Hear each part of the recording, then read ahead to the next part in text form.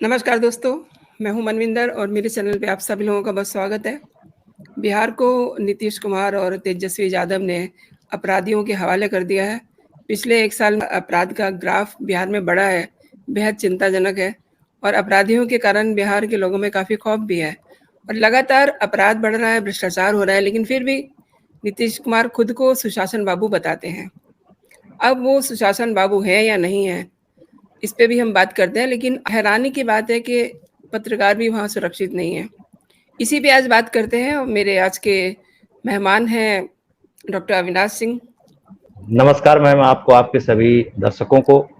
आपने और मैं ठीक कहा कि दर्शकों को बताना बिहार चाहती में। हूँ कि जी जी। दर्शकों को ये भी बताना चाहती हूँ कि अविनाश सिंह जी जो हैं की फैक्ट वाले हैं और आप इन्हें अक्सर वहाँ पे देखते हैं। जी, शुरू कीजिए। आपने ठीक कहा कि बिहार में जो जंगल राज है या गुंडा राज है वो वापस जी, से लौट आया है। देखिए, किसी भी राजनीतिक पार्टी का अपना एक एक बेस होता है। जी। लालू प्रसाद यादव की पार्टी का बेस ही रहा है अराजकता, भ्रष्टाचार। हुँ, और इसका ये ऐसे नहीं है कि ये आरोप है। लालू प्रसाद यादव को चारा घोटाले में जेल हुई है हुँ, और हुँ। वो इस समय सजा याफ्ता कैदी है, मेडिकल ग्राउंड पे बिल्कुल। बाहर है। हुँ, हुँ। ऊपर से बिहार ने बहुत कुछ झेला है। बिहार ने इतना बड़ा पलायन झेला है लालू प्रसाद यादव के शासनकाल में कि वो अभी तक जारी है अनवरत, क्योंकि फिर उसके बाद उद्योग धंधे नहीं लगे, काम काज नहीं हुआ वहां पे, बहुत सारी बात। हुँ, नीतीश कुमार जब सत्ता में आए तो वो उसी जंगल राज का विरोध करके आए थे। हुँ, हुँ। और 17-18 साल हो गया नीतीश कुमार को सत्ता में रहते हुए। जी। कोई ऐसा भी नहीं है कि नया नया आए हैं। लेकिन जो पहला कार्यकाल था नीतीश कुमार का, नो डाउट बहुत अच्छा था। वो इसलिए अच्छा था क्योंकि सड़कें, वहां गड्ढे में सड़क थी, सड़क में गड्ढा नहीं था, ये स्थिति थी बिहार में। उसको जी। दुरुस्त किया, बिजली व्यवस्था को दुरुस्त किया, लॉ एंड ऑर्डर को दुरुस्त किया, धीरे धीरे काफी ठीक ठाक काम किया पहले कार्यकाल में। लेकिन दूसरे कार्यकाल के बाद से, दूसरे कार्यकाल के मतलब 1 आध साल बीतने के बाद से नीतीश कुमार अजीब फेरे में पड़ गए। नीतीश हुँ, कुमार को हुँ। लगने लगा कि यार मेरा बिहार मॉडल मैंने पता नहीं क्या बना दिया, क्या कर दिया, कैसे कर दिया, ये कर दिया, वो कर दिया।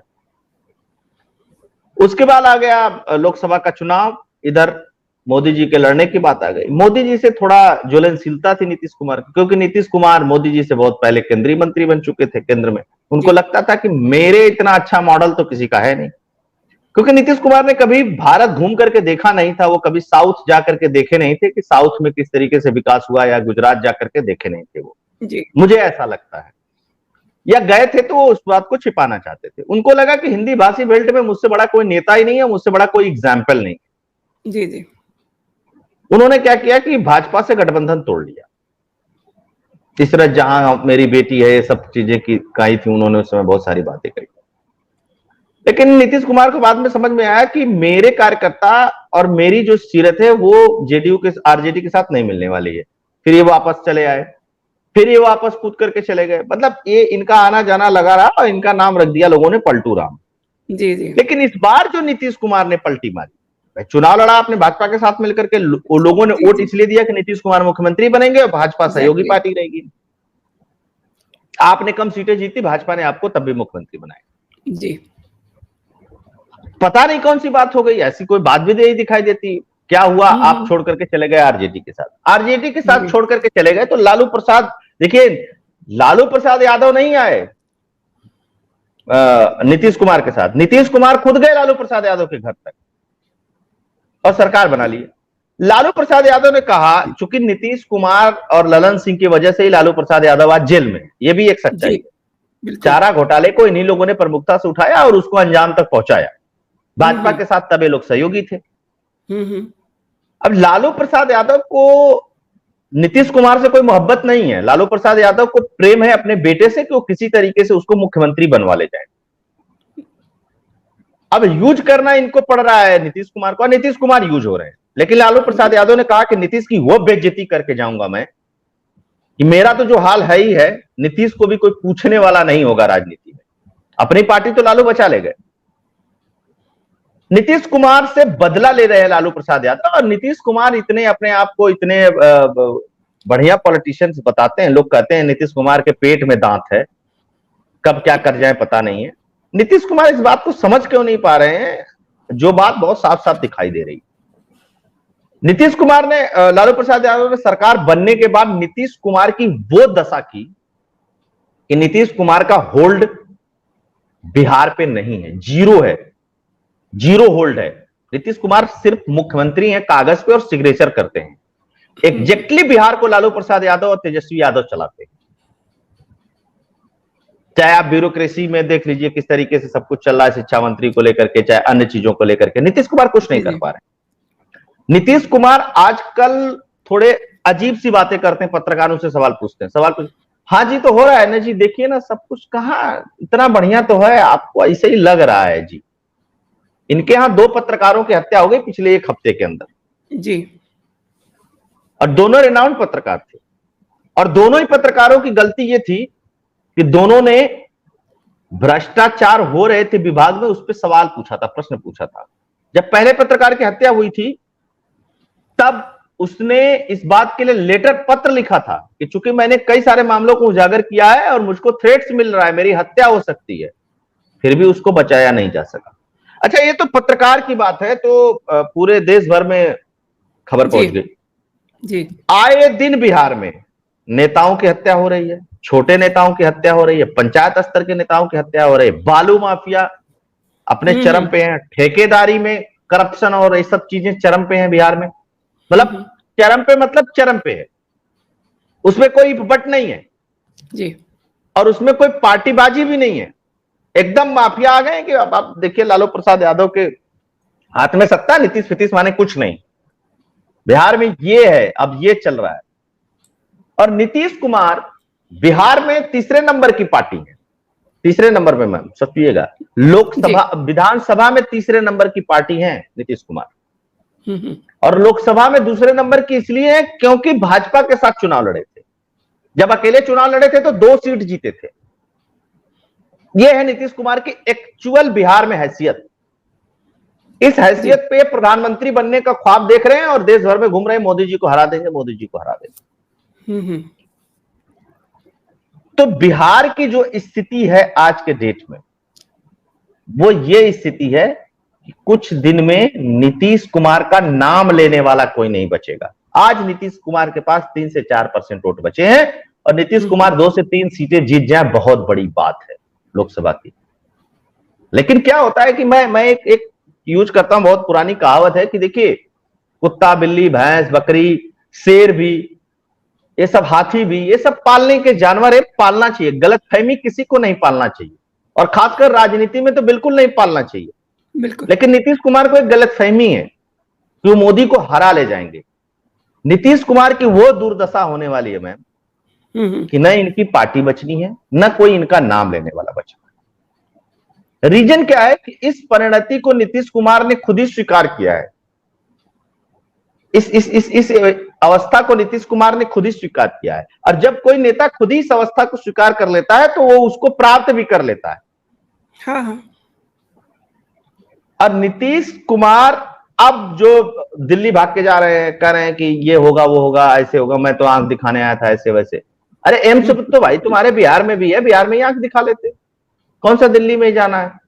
पटना में ही एम्स है, बहुत दूर नहीं है मुख्यमंत्री कार्यालय से। मैं तो गया भी हूं, देखा भी हूं, बहुत डिस्टेंस नहीं, चले गए होते, दिखा लिए होते वहां, और ठीक ठाक एम्स हो गया है।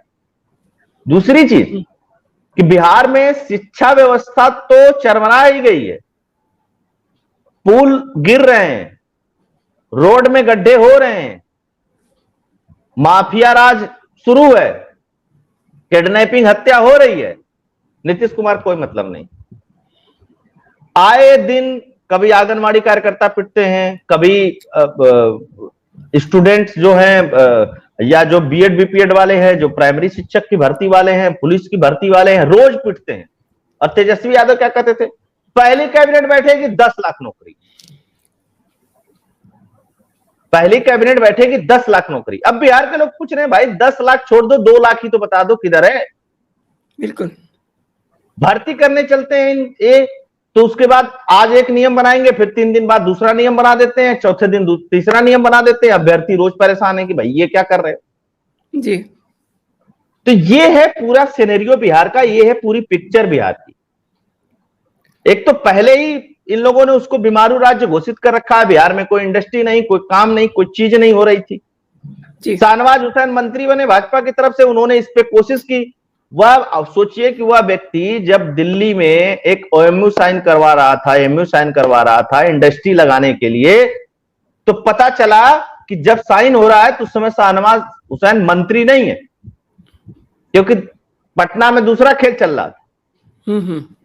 ठीक है, राजनीति करिए, राजनीतिक चीजें हैं। अगर लालू प्रसाद यादव और नीतीश कुमार ने इतना कुछ बड़ा चेंज बिहार में कर दिया, तो एक सवाल है कि आज बिहार के मैक्सिमम लोग दूसरे राज्यों में पलायन करके क्यों जाते हैं, ट्रेनों में भर भर के क्यों जा रहे हैं, क्या करने जा रहे हैं। मैं ये नहीं कहता कि दूसरे राज्य में नौकरी करने जाना कोई गुनाह का काम है, सब भारत के ही पार्ट हैं जी, लेकिन मैम एक संतुलन तो होना चाहिए ना। कोई इंजीनियर जाए, कोई डॉक्टर जाए, कोई प्रोफेशनल जाए, कोई और भी व्यक्ति जाए, अपॉर्चुनिटी के लिए जाए, बेस्ट अपॉर्चुनिटी के लिए जाए, समझ में आता है। मजदूरी करने अगर जाए तो फिर ये समझ में नहीं आता। फिर ये पता चलता है कि 35 साल तक आप लोगों ने सामाजिक परिवर्तन, इस परिवर्तन, सोशलिज्म, दुनिया भर की चीजों में कुछ नहीं किया और कब्जा करके बिहार को रखा, और बिहार को आज उस स्थिति में पहुंचा दिया है जहां से बिहार को उबरने में बहुत साल लगेंगे। जी, आप सोचिए कि जिस समय अटल बिहारी वाजपेयी इस देश में आईटी एक्ट 2001 लेकर के आए, 2001 की बात बता रहा हूं, जिस समय 1999 में इस देश में आईटी पार्क खुल रहे थे, पुणे हो, हैदराबाद हो, सिकंदराबाद हो, बेंगलोर हो, नोएडा हो, उस समय लालू प्रसाद यादव और ये लोग है तो इसे बात 1991 के आसपास की, क्योंकि तभी से ये सब सारे क्रियाकलाप शुरू हुए थे। तब लालू प्रसाद यादव बिहार में चरवाहा विद्यालय खोल रहे थे। अच्छा, ये जितने समीक्षक हैं, बड़े बड़े पत्रकार हैं, अपने आप को सोशलिस्ट बताते हैं, उनको राजनीति का बहुत ज्ञान है। मैं तो किसी से चैलेंज करता हूं कि तुम लोग इतनी बड़ी बड़ी बातें, बड़े बड़े लेख लिखते थे सामाजिक परिवर्तन के नाम पे और चरवाहा विद्यालय के नाम पे, तुम लोग आज खोज करके बताओ ना चरवाहा विद्यालय कहां है, बताना चाहिए इनको। तो ये जो दुर्दशा का जो चैप्टर है, ये फिर से वो वापस आ रहा है और बिहार में कलेश बढ़ रहा है। जातिवाद राजनीति में हर प्रदेश में है, एक सिंगल प्रदेश देश का ऐसा नहीं है जहां पे जातिवाद नहीं है, लेकिन बिहार में जातिवाद को लेकर के जिस तरीके से प्रोजेक्शन है वो गलत है। ऐसा नहीं उत्तर प्रदेश में जातिवाद नहीं है, हरियाणा में जातिवाद कम है, पंजाब में जातिवाद कम है, हर प्रदेश में जातिवाद है। राजनीति आती है तो जातिवाद आता है, बिल्कुल। लेकिन बिहार में एक अलग प्रकार का जातिवाद है, उसको ग्लोरीफाई करने का जातिवाद, आइडियोलॉजी से हट करके वहां जातिवाद है। इसको किसने पहुंचाया यहां तक? इसको पहुंचाया इन्हीं नेताओं ने। बिहार गर्व करता है कि हम सबसे ज्यादा ब्यूरोक्रेसी में लोगों को प्रोड्यूस करके देते हैं पूरे भारत को। आज कोटा चले जाइए, बिहार के सबसे ज्यादा बच्चे वहां इंजीनियरिंग की तैयारी में, मेडिकल की तैयारी में मिल जाएंगे। आप अच्छे अच्छे मैथमेटिशियंस बिहार से निकल जाएंगे, अच्छे अच्छे प्रोफेसर निकल जाएंगे। पत्रकारिता जगत में आप देख लीजिए, बिहार का एक लगभग एक छत्र राज है, मतलब सबको अगर तुलना करेंगे कम से कम हिंदी इंग्लिश पत्रकारिता में, तो एक तरफ बिहार है, उसके बाद पूरा भारत है। आप ये बताइए, इतना सब कुछ होने के बाद, इतना सारी चीजें होने के बाद बिहार की ये स्थिति क्यों है? बिहार में अच्छे लोग क्यों नहीं बिहार में रहना चाहते? बिहार के से निकले हुए बड़े बड़े लोग इंडस्ट्रिस्ट हैं, वो गुजरात में फैक्ट्री लगा रहे हैं, उत्तर प्रदेश में फैक्ट्री लगा रहे हैं, महाराष्ट्र में फैक्ट्री लगा रहे हैं, बिहार में क्यों नहीं लगा रहे हैं? जब आपके यहाँ लॉ एंड ऑर्डर नहीं रहेगा, आपके यहाँ बिजली पानी की व्यवस्था नहीं रहेगी, लाल फीताशाही आपके यहाँ सही नहीं रहेगी, इंस्पेक्टर राज आपके यहाँ हावी रहेगा, तो कोई क्यों इंडस्ट्री लगाएगा आपके यहाँ? बिजनेसमैन झगड़ा करने थोड़ी ना आया, उसको एमएलए एमपी थोड़ी ना बनना है, उसको तो धंधा करना है। तो ये ओवरऑल जो स्थिति है ना, ये इन्हीं नेताओं ने क्रिएट की है। ओवरऑल स्थिति यानी कि जो भी वहाँ के कहिए कि कुशासन हो रहा है नीतीश के काल में, उसको पत्रकार लिख रहे हैं। क्या इसी वजह से बिहार जो है पत्रकारों के लिए फील्ड ऑफ डेथ बनता जा रहा है? क्योंकि लगातार ये सिलसिला चल रहा है। पहले जब भाजपा नीतीश की सरकार थी तो गौ तस्करी नहीं होती थी। गौ तस्करी का एक रूट है, मैं आपको बता देता हूँ जी, वो राजस्थान से शुरू होता है। बहुत कम लोगों को इसके बारे में जानकारी होगी। एक गौर तस्करी का रूट शुरू होता है राजस्थान से, ठीक है, गुजरात बॉर्डर से ही शुरू हो जाता है। गुजरात बॉर्डर से शुरू होते हुए राजस्थान से होते हुए नूह और मेवात के रास्ते, समझिएगा इस चीज को, नूह और मेवात हरियाणा के रास्ते, वो उत्तर प्रदेश में एंटर करके और वो बिहार के रास्ते। अब चूंकि इधर पॉपुलेशन ज्यादा हो जाती है, गौपालक ज्यादा हो जाते हैं, तो उसी में वो ऐड होते रहते हैं, और ये होते हुए ये बंगाल, और बंगाल से फिर ये बांग्लादेश जाता है। ओके। ये बिहार में, अब जैसे उत्तर प्रदेश में क्या है, उत्तर प्रदेश में तो एकदम बैन हो गया है, सारी चीजें बैन हो गई हैं। रूट का प्रयोग ये लोग करते हैं, उत्तर प्रदेश में पकड़ लिए जाते हैं। तो ये लोग क्या करते हैं कि अब बिहार को हब बना दिए थे। बिहार को हब कैसे बनाए थे, अब ये रूट बदल करके ये लोग छत्तीसगढ़ वाला पकड़ लिए थे। झारखंड और छत्तीसगढ़, मतलब इस पार्ट से ना आकर के उस पार्ट से आने लगा था, मतलब तेलंगाना छत्तीसगढ़ होते हुए रूट बना दिए थे। जब से उत्तर प्रदेश में योगी जी की सरकार आई, वो फिर से बिहार के रास्ते फिर बंगाल जा रहा था, बंगाल से बांग्लादेश जा रहा था जी।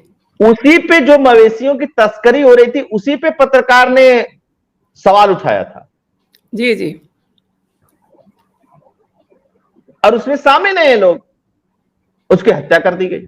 तो करोड़ों अरबों का कारोबार है, एक पत्रकार क्या करेगा बेचारा, उसने छाप दिया, उसने लिख दिया, उसने कह दिया, तो डिबेट हो सकती है, उस पर बातचीत हो सकती है, उस पर चीजें हो सकती है। उसने गलत किया तो उसको जेल भेजा जा सकता है, वो ऐसा नहीं है तो, लेकिन वो तो काम ठीक नहीं है ना, गोली मार दो सीधे, हाँ काम खत्म करो। अच्छा, ये एक को गोली मार दोगे 25 खुद ही नहीं बोलेंगे। हाँ, ऑब्वियसली होता यही है अपराध की दुनिया में जी। ये जो कुछ भी चल रहा है, ऐसा सुनने में आ रहा है कि इसके पीछे तेजस्वी यादव का भी हाथ है और लालू जी का भी हाथ है, और आपने इसका संकेत भी दिया। इनका हाथ है या नहीं है यह तो अलग विषय है, लेकिन जिन लोग ये करते हैं उनके सर पे इनका हाथ जरूर है। एक होता है ना कि ठीक है, हाँ, नीतीश लालू प्रसाद यादव नहीं रस्सी पकड़ करके पार कराते होंगे मवेशियों को, लेकिन जो पार कराते हैं उनपे है आशीर्वाद है, ठीक है तुम लोग अपना करो धंधा पानी, कोई दिक्कत नहीं। और ये कहां दिक्कत है, देखिए अब आप समझिएगा इसको, ये नालंदा, समस्तीपुर, नीतीश के पूरे एरिया में है ये सब हो रहा। अच्छा, नालंदा किसका एरिया है, कभी नहीं रहा लालू का, नालंदा के हैं नीतीश कुमार। समस्तीपुर, बेगूसराय, ये सब इन्हीं लोगों का एरिया है, और यहां पे ऐसा हो रहा है। और सामाजिक कार्यकर्ता पकड़ लेते हैं तो गोली मार देते हैं। ये तो पत्रकार की बात आप कर रहे हैं, बहुत तो ऐसे ही सामाजिक कार्यकर्ता पकड़ लेते हैं, भाई इतनी मवेशी इतनी गाय कहां लाद के लेकर जा रहे हो, तो गोली चला देते हैं सब डायरेक्ट, इतना बेलगाम है। बालू का जो खेल है बिहार में वो सबको पता है। अच्छा, इतना कुछ चल रहा है बिहार में, इतना कुछ चल रहा है अविनाश जी, और ये अपना बाहर अपना कभी विपक्ष को एकजुट कर रहे हैं, कभी विपक्षी एकता के नाम पर मीटिंग्स में जा रहे हैं, और असलियत क्या है ये अभी कुछ दिन में समझ में आ जाएगी। आपने पिछले भी जब हमने चर्चा की तो उसमें भी ये बात आई थी। तो क्या कहते हैं, मतलब इन्हें अपने फ्यूचर की चिंता है, बिहार की चिंता नहीं है। देखिए नीतीश कुमार बिहार में विश्वसनीयता खो चुके हैं और अब वो पूरे देश में बनाने की कोशिश कर रहे हैं। प्रधानमंत्री नरेंद्र मोदी गुजरात में लगातार विश्वसनीय है, बिल्कुल, और लगातार जीतते रहे हैं जी, लगातार। अब आप सोचिए लाखों लोग बिहार के गुजरात के हैं, सैकड़ों लोग भी गुजरात के बिहार में नहीं होंगे। मुख्यमंत्री के लेवल पे आप तुलना कर दीजिए, क्यों नहीं है? तो नीतीश कुमार कहते हैं कि जी ऐसा है ना कि वहां समंदर है ना, समंदर के किनारे वाले राज्यों में इंडस्ट्री लगती है, तो भाई जानते हैं ये लोग क्यों नहीं बनाना चाहते हैं। इन लोगों का एक मौन वो है। आप सोच लीजिए मैम, बिहार में आज की डेट में कुछ नहीं है, फिर भी बिहार जानती है क्यों जिंदा है। मैं आपको बहुत माइन्यूट बात बताता हूं, इस पे कोई एनालिसिस नहीं करता है, क्यों जिंदा है। आप सोचिए कि बिहार में या तो उनका लड़का ब्यूरोक्रेसी में चला गया या कोई गवर्नमेंट जॉब में चला गया है, ठीक, गवर्नमेंट जॉब या उसके पास ठीक ठाक खेती बाड़ी है तो खेती बाड़ी करता है। ये दो कैटेगरी आप बिहार से निकाल दीजिए। उसके बाद बिहार के बच्चे सेना में है, एयरफोर्स में, मिलिट्री में, नेवी में, वो भी एक लिमिट है कितना जा सकते हैं।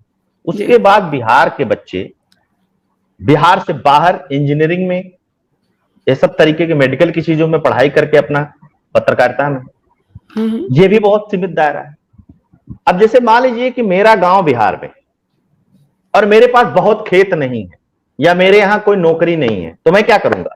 मैं मान लीजिए 2 भाई 3 भाई हूं, तो एक भाई घर है, 2 भाई गुजरात में है, महाराष्ट्र में है, साउथ में है। आप साउथ में पा जाएंगे, आप केरला में, जम्मू कश्मीर में पा जाएंगे मैम, कश्मीर में पा जाएंगे आप, जहां मतलब एकदम समझिए कि आतंक के गढ़ में था भी। और तब जब, अब तो बहुत स्थिति अच्छी हो गई, बहुत पहले से नॉर्थ ईस्ट में आपको मिल जाएंगे, और सब 10,000, 12,000, 15,000, 18,000, 20,000, 25,000 की मतलब लेबर कैटेगरी जो है वो। तो वो क्या करते हैं, 25,000, 20,000 कमाते। अच्छा, मेहनती बहुत होते हैं, क्योंकि बिल्कुल जानते हैं स्ट्रगल करके आए, मेहनती बहुत होते हैं, छोटी सी जगह में रह लेते, तो 5-6 हजार रुपए में जो 20-25,000 कमाते हैं, उसमें से 5-6 हजार रुपए में वो अपना गुजारा कर लेते हैं और 10-15 हजार घर भेज देते हैं, उससे घर चलता है। तो 15,000 कहां आया? बिहार में आया। तो रोटेशन कहां हुआ? बिहार का हुआ। इसलिए बिहार आपको बचा हुआ दिखाई देता है। अदरवाइज रोजगार के विषय में और अन्य सारी चीजों के विषय में इन चीजों को बाहर निकाल दिया जाए तो बिहार की स्थिति ये लोग को पाकिस्तान से बदतर बना दिए हैं जी। और कहते क्या है कि समुंदर नहीं है। आपने तो पाकिस्तान का जिक्र किया तो एक आज बयान आ रहा था कि जेडीयू वाले कह रहे हैं कि भारत की जो कानून व्यवस्था है वो पाकिस्तान की कानून व्यवस्था से बदतर है, यानी कि वो पाकिस्तान की कानून व्यवस्था को बेहतर बता रहे हैं। मतलब हद है। इनको एक टूर कराना चाहिए, या कि मतलब इन्हें पता नहीं चले ही जाए ना जहां व्यवस्था बढ़िया है, तो क्या दिक्कत है? अभी 1947 में नहीं जा पाए, जो बचे हुए वो चले जाएं, जाकर के देखें।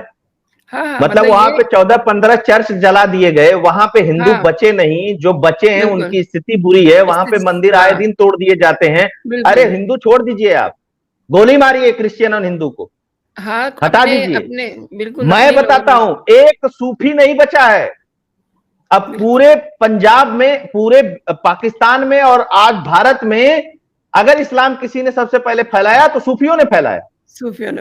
एग्जैक्टली। एक सूफी की दरगाह नहीं है, सिंगल एक सूफी कव्वाली गाने वाला नहीं है एक पाकिस्तान में, सिंगल कोई है तो बता दे मुझको। एक दरगाह नहीं बची है पाकिस्तान के अंदर। अहमदिया टारगेट पे हैं, अहमदियों की मस्जिद तोड़ी जा रही, ये तो उन्हीं के है ना। हाँ। सियाओं की स्थिति वो है आज पाकिस्तान के अंदर कि कोई खुल के कहता नहीं कि मैं सिया हूं, दूसरे की छोड़ दीजिए। और यहां बैठ करके कानून करना। अब जैसे मैं कह दूं सर मैम कि मुझसे अमीर आदमी, वो नहीं खरा कि बहुत अच्छा हंगर इंडेक्स है श्रीलंका का, 40 टन चावल हम देते तो श्रीलंका का पेट भरता है। लाइन ऑफ क्रेडिट देते हैं तो तेल पहुंचता है, और बता देते हैं उनका हंगर इंडेक्स बहुत अच्छा है, राष्ट्रपति के पूल में वहां की जनता नहा रही है। कहने को तो कुछ भी कह दे। हमसे बेहतर जीडीपी में नेपाल है, कह तो दिए चमड़े का मुंह है, कुछ भी कह दीजिए। उसके पीछे कोई आधार, उसके पीछे कोई तर्क, उसके पीछे कोई लॉजिक हो चाहे ना हो। सही कहने का क्या। अब ये सुशासन बाबू का भविष्य क्या देख रहे हैं आप? कुछ नहीं, इनका भविष्य तो इतना खराब है। बिहार में ये ध्यान दे नहीं रहे हैं अपनी बचाने के लिए, क्या क्या कर रहे हैं? इनकी पूरी विश्वसनीयता खत्म हो चुकी है, खो चुके हैं ये, पार्टी के अंदर भी पार्टी के बाहर भी। और इनको लालू ऐसा निपटाएंगे कि लोग केस स्टडी करेंगे कि नीतीश कुमार 17 साल मुख्यमंत्री रहने के बाद 17 महीने भी क्यों देश में नहीं याद किए गए। जैसे पद से हटे तो उसके बाद 17 महीने भी इनको कोई याद नहीं करेगा। अभी मतलब मीटिंग होने वाली है 30 और 31 को, कोई मतलब नहीं है उस मीटिंग का। जाएंगे कि नहीं जाएंगे कोई मतलब नहीं है। दिल्ली में मिल रहे हो, छत्तीसगढ़ में भ्रष्टाचारी बता रहे हो, कैसे होगा? फिर से पलटी मारेंगे क्या? फिर से पलटी मारेंगे? इनको भाजपा भी लेने वाली नहीं है, ये फंस गए हैं बेसिकली। हाँ, संकेत तो ऐसे ही आ रहे हैं कि इनको पलटी मारने इनको भाजपा लेने वाली नहीं है। इनको भाजपा, मैं आपको एक चीज और बता दूं, जी। ये लालू प्रसाद यादव क्या है? दिल्ली मुंबई में मीटिंग में होना क्या है? वहां पे बेंगलोर की मीटिंग में कहा गया है कि जितने लोग हो भैया, सब लोग अपने अपने राज्य का सीट का फार्मूला लेकर के आओगे। नीतीश कुमार पहुंचे लालू प्रसाद यादव के पास फार्मूला लेके कि 15 पे आप लड़िए, 15 पे हम लड़ेंगे, 10 में से 6 पे 7 पे कांग्रेस लड़ेगी और 3 पे वो वामपंथी जो और दल हैं वो लड़ेंगे, एक सीट वैकेंट रखेंगे, वीआईपी वाला आएगा तो उसके साथ लड़ लेंगे। हुआ क्या? लालू प्रसाद यादव ने कहा नहीं, विधानसभा में जिसकी जितनी सीट है उसी के हिसाब से बटेगा। उन्होंने कहा कि 20-22 पे हम लड़ेंगे, 10-11 पे आप लड़िए, 6 पे कांग्रेस लड़ेगी और जो है एक आध सीट पे वो लड़ेंगे जो और बचे हुए हैं, एक आध सीट वैकेंट रखिएगा ये। अच्छा। अब नीतीश कुमार के वर्तमान में सांसद 16 हैं भाजपा के साथ, चूंकि 19 में जीते थे तो अब 16 सांसद वाले से कोई कहे कि तुम 10 पे चुनाव लड़ो तो 6 कहां जाएंगे पहले इनकी, और वो भी 10 कौन लड़ेंगे, कहां से लड़ेंगे? एक चीज है, क्योंकि नीतीश का जहां वोट है वहां लालू का भी वोट है, ये भी तो समस्या है ना। तो वहां पे लालू पार्टी वाला कहां जाएगा? तो लालू यहां मैक्सिमम सीट चाहते हैं, क्योंकि लालू से तो तुरंत सवाल पूछ लिया जाएगा, एक बार बताओ कि 80 तो विधायक है हमारे, तब भी ये नीतीश कुमार मुख्यमंत्री बना हुआ है और तुम बराबरी पे लोकसभा चुनाव भी लड़वा रहे हो, कैसे होगा? ये नहीं हो सकता है। भाजपा के साथ तो ये कर लिए कि भाई कोई बात नहीं, हम आधे आधे पे लड़ो, नहीं तो ये गठबंधन, वो गठबंधन, फलाना गठबंधन, ठिकाना गठबंधन, तो आधे आधे भाजपा ने तो कर ली। लालू नहीं इनसे आधा आधा करने वाले हैं। अगर करेंगे तो जेडीयू टूटेगी और जेडीयू का एक धड़ा जो खासकर नेता मुस्लिम तो इनका साथ छोड़ ही चुके हैं, इनके पास 3-4% वोट बचे हैं, वो जो मुस्लिम वाला धड़ा है वो चला जाएगा आरजेडी के पास और बाकी शेष चले जाएंगे भाजपा के पास। इनके पास कुछ नहीं बचेगा। ये मुख्यमंत्री के पद से हटने के बाद मैं आपको गारंटी के साथ कर रहा हूं, मैम याद रखिएगा, 17 महीने तक भी इनको इस देश में याद नहीं किया जाएगा नीतीश कुमार को, क्योंकि आपने लोग बनाए ही नहीं यार। आपको लोग बनाने पड़ेंगे ना, आपको एक क्लब बनाना पड़ेगा ना। तो फेल है टोटल, ओवरऑल इनकी विश्वसनीयता खत्म हो चुकी है।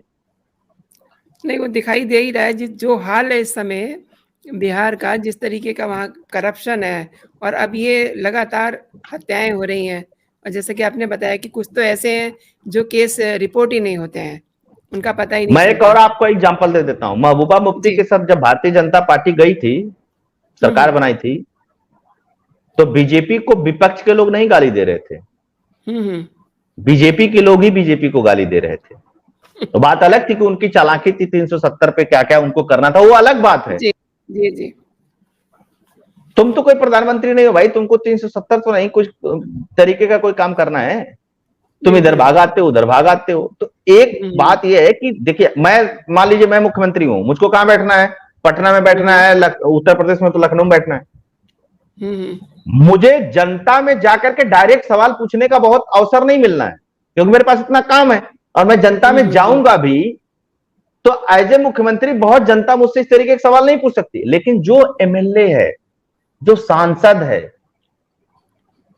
जो हर हर मोदी, घर घर मोदी कह करके चुनाव जीता है, उससे जनता पूछती है अरे यार क्या मजबूरी है यार, क्यों तुम लोग उसके साथ चले गए? क्योंकि नीचे जनता को वोट भी देना है ना। वो नेता जवाब नहीं दे पाते, जब वो नेता जवाब नहीं दे पाते हैं ना, तब ऐसे ही नेता की दुर्गति होती है। अब जिंदगी भर महबूबा मुफ्ती को गाली दिए भाजपा वाले, जाट सरकार बना लिए, गाली नहीं खाएंगे? मुंह रोक लोगे आप किसी का? गलत करोगे तो गाली पाओगे भाई, चाहे नीतीश हो चाहे मोदी जी हो, उसमें क्या है? अच्छा, एक लाइन में अगर मैं आपसे ये पूछूं डॉक्टर साहब कि ये जो रायता है फैल रहा है, हत्याएं हो रही हैं, सब चीजें दिखाई दे रही हैं, ये क्या मतलब इसके पीछे तेजस्वी का हाथ है? ऑब्वियसली लालू नहीं मैम, देखिए पूरी पार्टी का ही हाथ है, उसका इतिहास ही उसी तरीके का है। उन्होंने हर, जैसे उत्तर प्रदेश में मुलायम सिंह यादव ने हर जिले में ऐसे एक लोग पैदा किए थे, तो वो तो जब उनकी सरकार आ जाती है तो वो तो फिर उस चीज को भुनाएंगे ना। वो नीतीश और लालू के, अच्छा माफिया किसी पार्टी के साथ किस लिए जुड़ा रहता है कि उसकी बहुत बड़ी विचारधारा है, वो इसीलिए नहीं जुड़ा हुआ है कि इसकी सरकार बन जाएगी तो मेरी माफियागिरी चमकेगी, मैं लूटूंगा खसोटूंगा कमाऊंगा। बहुत सिंपल सी चीज है इस पे, और इस पे नियंत्रण करने का काम किसका है? इस पे नियंत्रण करने का काम तेजस्वी का है। बयान आया, कोई नहीं आया। नहीं, लेकिन मतलब बिल्कुल गजब जैसी स्थिति हो रही है बिहार में, देखिए। अच्छा बताइए कि योगी जी क्या AK-47 लेके निकलते हैं क्या रोड पे? एक और दर्शकों से सवाल है मेरा, योगी जी क्या AK-47 लेकर निकलते हैं कि नहीं नहीं तुम इसका घर या जेसीबी खुद ही चलाते हैं? नहीं करते हैं वो। डर है, ऑर्डर ही उनका तो देते खौफ हैं है ना, भाई। बयान आते हैं, ऑर्डर आते हैं, बिल्कुल यही तो आता है बिल्कुल। ना दो चीज। इसीलिए तो करना तो तंत्र को ही विदेश है तक ना, से कहते हैं कि योगी जी को भेजिए, उनका डर है। तंत्र को ही तो करना, तो आपके तंत्र को ही है ना। ऑब्वियसली, जी जी। योगी जी ने क्या पुलिस की पूरी व्यवस्था बदल करके नई पुलिस भर्ती कर दी? नहीं, 2 लाख वही भर्ती पुलिस किया, है, जवान वही कम थे पुलिस तो है। कम, वही अधिकारी है, वही पुलिस है, वही सिस्टम है, उसी से काम ले रहे हैं। लेकिन संगठित अपराध को खत्म कर दिया। असंगठित अपराध देखिए कहीं हो जाता है, कोई दिक्कत नहीं है। मैं आपको मार करके चला जाऊं, कोई अपनी पत्नी को मार दे, कोई अपने चाचा को मार दे, ये असंगठित अपराध है, ये आवेश में हो सकता है। लेकिन संगठित अपराध जो मुख्तार करते थे, जो जो अतीक अहमद जैसे माफिया करते थे, जो अन्य माफिया करते थे, कहां है आज? तो ये आपको जो गौ तस्करों ने मारा, ये संगठित अपराध है, ये असंगठित अपराध नहीं है। बालू माफिया है, संगठित अपराध है। आम आदमी पत्रकार की हत्या नहीं करता है मैम। बिल्कुल। अब तो सीन बिल्कुल 90 वाला बना हुआ है, जैसे 1990 में जो सीन था वही सीन तो पूरा इसमें बना तो हुआ है। कोई बट है ही नहीं कि तेजस्वी यादव शामिल। अब तेजस्वी यादव पिस्टल ले जाकर के उसमें सटा करके मारे, ये तो मैं नहीं कर सकता हूं, लेकिन है तो उन्हीं के लोग। हाँ, तो उनपे हाथ है ना, जैसा आपने बताया। सिंपल सी चीज है, इसमें कोई बट है ही नहीं कि अब सरकार तो, नीतीश कुमार कोई नए नए मुख्यमंत्री हैं क्या? कि अभी नए नए आए भाई, सब सिस्टम समझ नहीं पा रहे हैं, सब इनके हाथ में नहीं है तो आप ही के हाथ में। गृह मंत्री आप ही हो प्रदेश के, तो जिम्मेदारी आप ही की तय होगी। इसमें लालू यादव की और तेजस्वी की तो मैं गलती नहीं मानता हूं। उनकी क्या गलती? मुख्यमंत्री तुम हो, लॉ एंड ऑर्डर की व्यवस्था तुम्हारे हाथ में है, गृह मंत्री का पद तुम्हारे पास है, गृह मंत्रालय भी उन्हीं के तो पास है। सवाल तुम्ही से पूछा जाएगा। सिंपल सी चीज है। अब सवाल ये है ना कि सवाल पूछने के बजाय वो हम पे सवाल दाग रहे हैं कि ये जो पूरी व्यवस्था है इससे तो पाकिस्तान में बेहतर है। आप समझिए कि किस तरीके से जो है ये बात कर रहे हैं। कुछ नहीं, मुस्लिम वोट लेंगे, पाकिस्तान पाकिस्तान रटेंगे तो मिलेगा, वो उनके पास है नहीं। बहुत बहुत शुक्रिया आपका डॉक्टर साहब, मेरे चैनल पे आने के लिए। फिर मिलते हैं। नमस्कार।